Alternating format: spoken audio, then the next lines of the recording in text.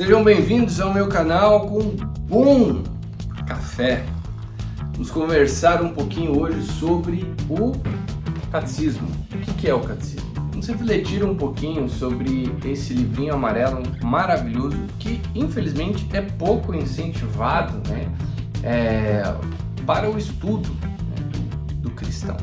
Então hoje eu peguei alguns exemplos de literaturas diferentes que nós também somos pouco incentivados para estudar, mas eu peguei esses exemplos para que você veja a diferença deles, do catecismo, e de repente por que é tão difícil para você entender o que é o catecismo.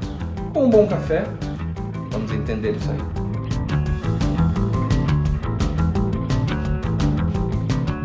Primeiro, a Bíblia. Provavelmente você tem uma Bíblia na sua casa, a Bíblia da sua avó, uma Bíblia antiga, ilustrada, aberta no Salmo 90, né? Você pode tirar a poeira dela e fazer os seus estudos, né? De repente é uma Bíblia ilustrada, antiga, bonita, né? Essa aí não pode arriscar, não. A que eu mais indico pra galera, essa aqui, edição de estudos da Ave Maria. Você vê que a minha tá bem surradinha, né? Falo bastante das notas de rodapé dela, das páginas de introdução. A minha já está toda colorida, né? E é realmente uma Bíblia maravilhosa. Essa aqui é mais de acesso mais fácil das pessoas. Eu não estou dizendo isso por questão de preço, por questão de onde comprar, mas pelo seguinte: vamos supor, você não tem Bíblia, você não faz estudo bíblico, mas você pelo menos uma vez na semana você vai à missa, e as leituras da missa são tiradas daqui. Então, o conteúdo bíblico para você não é estranho. Você pode não ser especialista no assunto, você pode não ter o estudo regular, mas mesmo sem saber explicar, o conteúdo bíblico, ele não é estranho para você. Você está acostumado a ouvir tudo isso aí.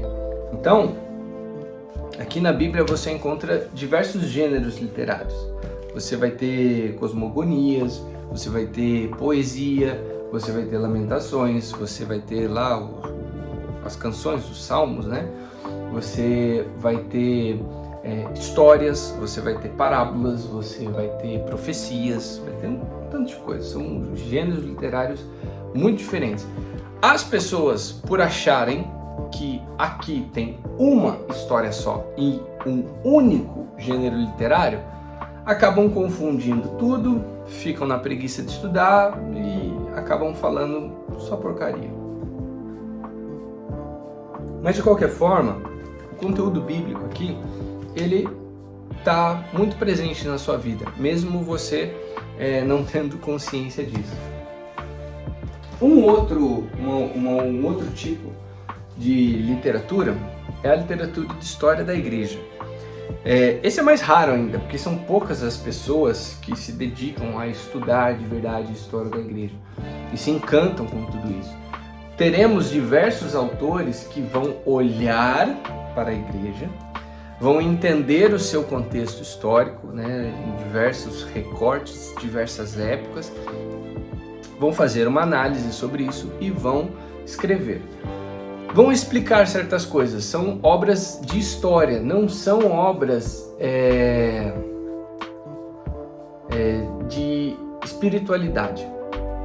É um olhar mais seco da história, uma análise sobre o que estava acontecendo no tempo dos apóstolos. Peguei esse aqui como exemplo, né? Esse aqui se chama A Igreja dos Apóstolos e dos Mártires, é o número 1 da coleção História da Igreja do Daniel Hope, são 10 volumes.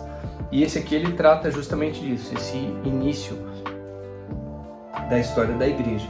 Então ele vai falar sobre o poder romano, sobre a expansão do cristianismo, sobre as dificuldades, as perseguições, os recursos que eles tinham para levar a mensagem do evangelho, como que isso começa a ser registrado, enfim, é um olhar mais histórico.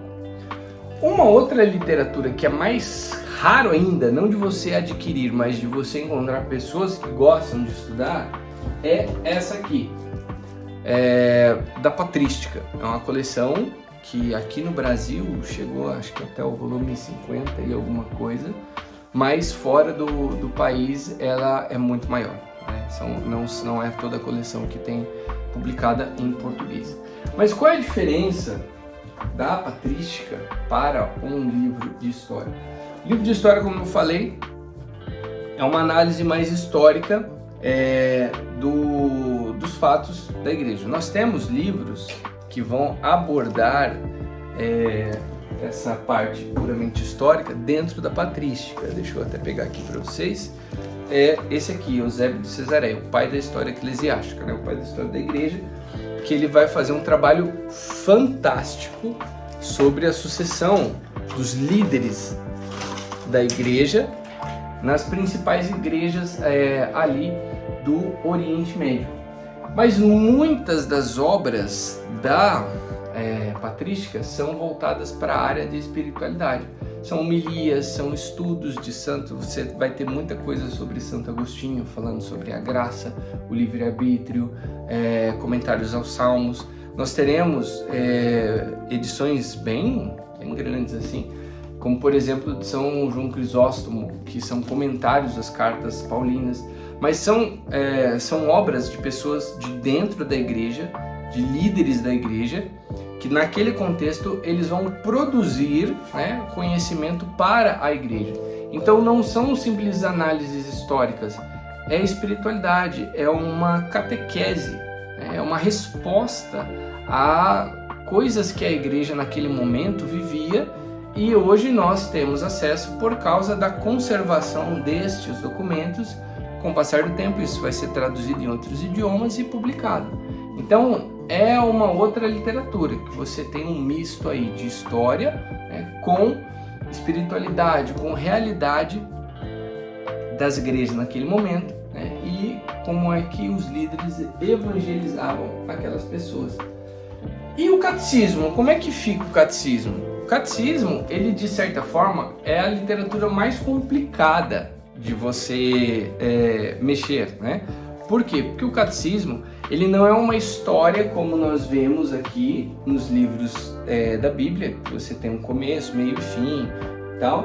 Não é uma história com espiritualidade, assim como você vê na patrística, e nem uma análise histórica, como você vê em certas coleções de história da igreja. O catecismo é como se fosse um dicionário. Você não fica lendo um dicionário, você não vai achar um romance no dicionário, você vai achar a definição da palavra romance, mas você não vai achar uma história ali que você vai ficar lendo. Você vai ter uma lista, uma ordem em ordem alfabética, as palavras e o que elas significam. O catecismo é tipo isso.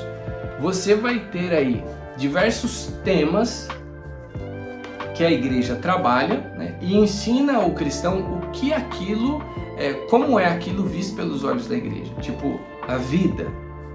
O que é a vida vista, né? Qual a definição que a igreja dá sobre a vida?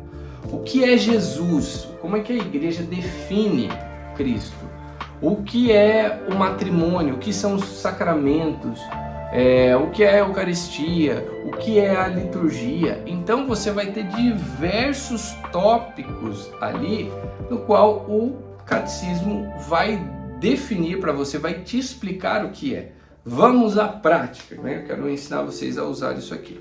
Quando você pega o catecismo, aqui, ele tem em outros formatos também, tem maior, tem menor, tem para celular também, você consegue baixar aí, mas você vem aqui atrás no índice, vai ter o índice em ordem alfabética aqui. E aí eu vou pegar aqui uma letra, vamos lá, aqui ó, consequências do pecado. Olha que interessante. E aí ele vai falar: apego prejudicial às criaturas, luta entre o espírito e a carne, morte do Filho de Deus, penas do pecado, privação da comunhão de Deus com Deus. Ó, um item muito interessante. Privação da comunhão com Deus. Aí esse tema que está relacionado ao que é o pecado, ele dá aqui para você alguns itens. Então lá no item 761 dá essa primeira dica, né, onde você vai encontrar o que é isso. 761.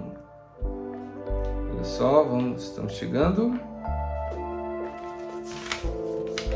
aqui, olha que interessante. O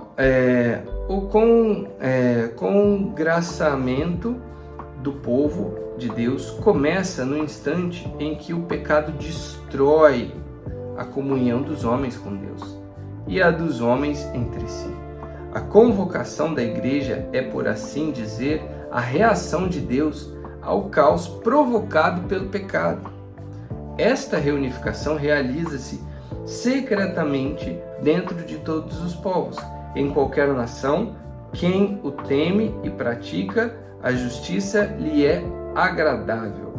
Então, ele começa, a igreja vai nos ensinar o que é, vamos lá, essa consequência dos atos do pecado, o que é essa religação do homem com Deus.